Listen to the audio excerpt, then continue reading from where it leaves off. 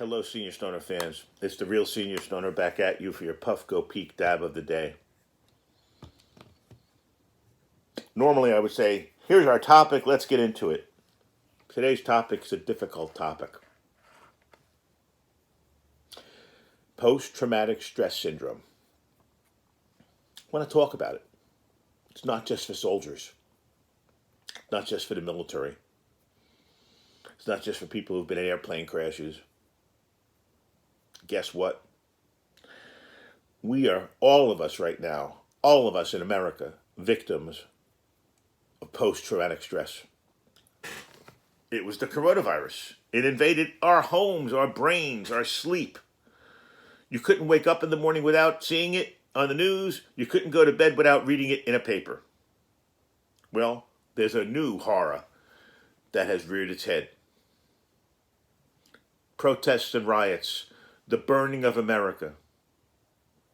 You turn on the news, and it's any city USA on fire.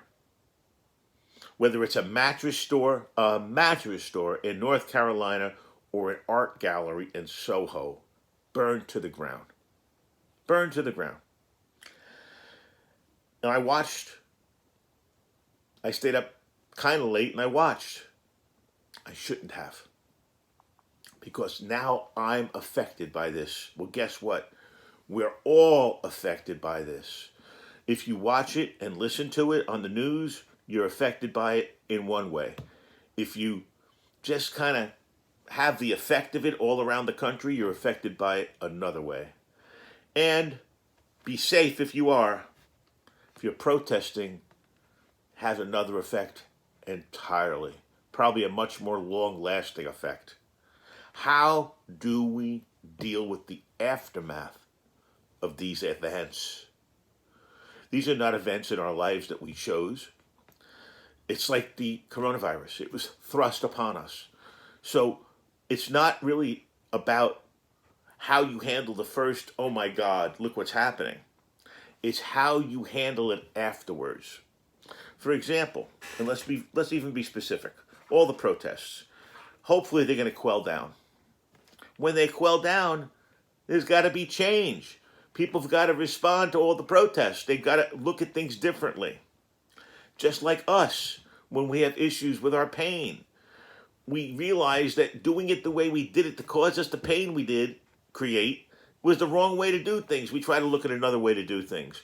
Shouldn't the American people, shouldn't the public look at it this way too? Shouldn't the administration, shouldn't everyone look at it that, hey, you know what? This isn't working. We've got to change it. And I can't even think how to change it, but we got to change it some way so this doesn't happen. But it happened. How are we going to deal with it now? It's afterwards. You're going to walk down to your store that you shopped at in your neighborhood, potentially, and it's going to be burned out. You're going to go to an area of a big city that you used to go to for a restaurant when the restaurants start opening up, and they're going to be boarded up windows because they destroyed those stores. They're never going to come back. You used to get your drugs, your sundries, at a Walgreens. It's burned down. What do you do?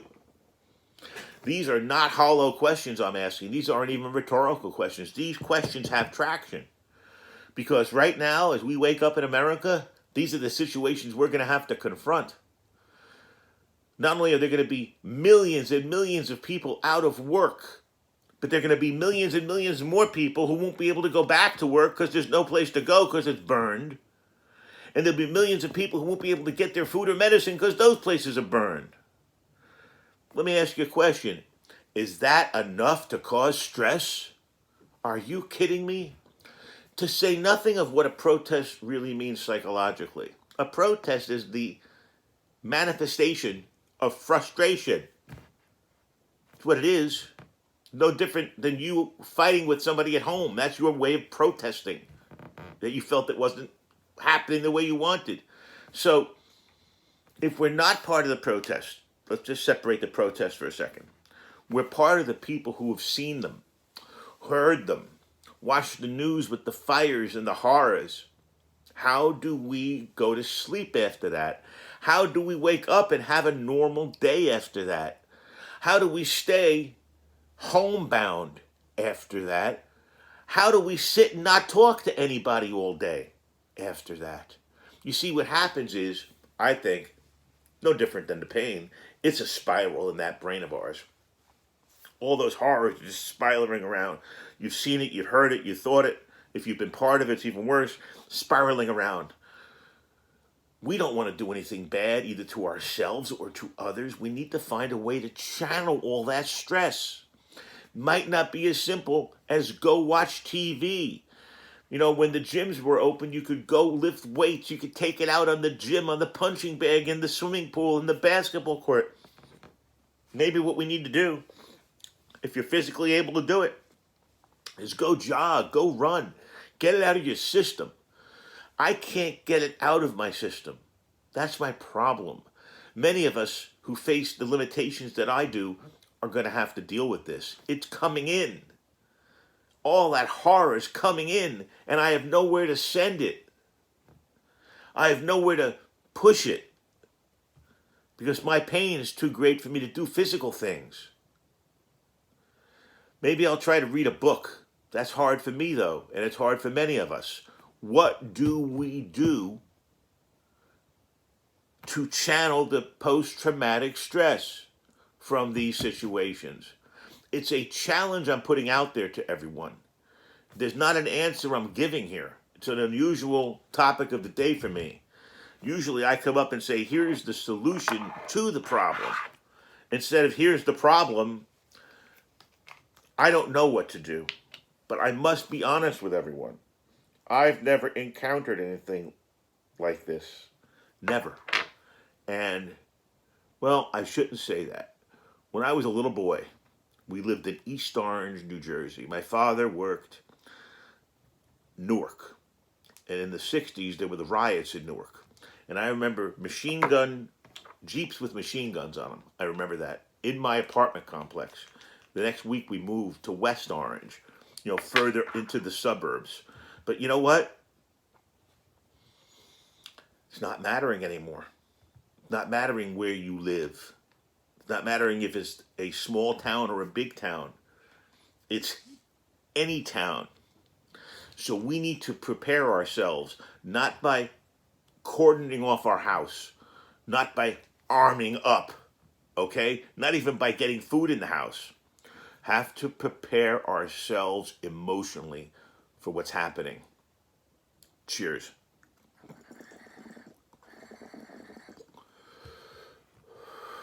We have to be prepared for what's going to happen. What have we talked about with pain? That it's better to be ready for it.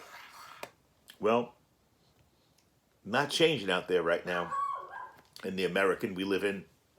We need to be prepared to see the things we're seeing. We need to be able to compartmentalize them. This is happening, but it's going to change. This is happening, but it'll get under control. This is happening, but time will change it. We have to have hope. I talk in a circle, I call it. And I talk in curves. I don't like right angles. They're less threatening. My circle, at the end of my talk, comes to the same spot.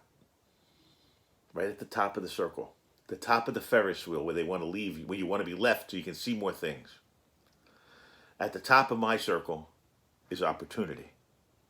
That's right. With all the post-traumatic stress, all the horror, all the burning, all the looting, all the pain in our hearts, is opportunity to learn from what's happened here. And at the top of that circle, there's hope. Because when you get to the top of the circle, you start all over again. And you get to do it again. And there's hope. And there's hope for change. And there's hope for us to get a handle on the stress that comes out of this. It's a work in progress. And there's a passionate plea to all the people who are watching this to please go hug someone today. Hug someone you love, hug someone you like, hug someone you don't even know. This is the Real Senior Stoner. Cheers, everybody.